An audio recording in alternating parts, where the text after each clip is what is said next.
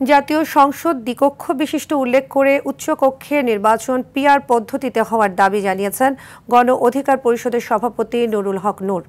দুপুরে গোপালগঞ্জের মকসুদপুর কলেজ বাসস্ট্যান্ডে এক পথসভায় তিনি এই আহ্বান জানান।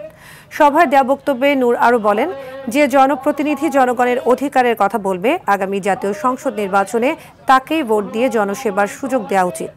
জেলা গণ অধিকার পরিষদের সভাপতি আলামিন সর্দারের সভাপতিত্বে অনুষ্ঠিত পথসভায় স্থানীয় নেতৃবৃন্দ বক্তব্য রাখেন।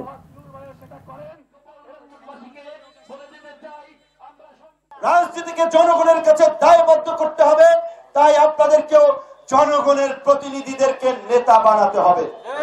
আপনাদের সামনে সুযোগ এসেছে, আগামীতে জাতীয় সংসদ নির্বাচন হবে। সেই নির্বাচনে যারা ভালো কাজ করে, যারা ভালো কিছু করতে চায়, তাদেরকে এমপি বানান, তাদেরকে নেতা বানান।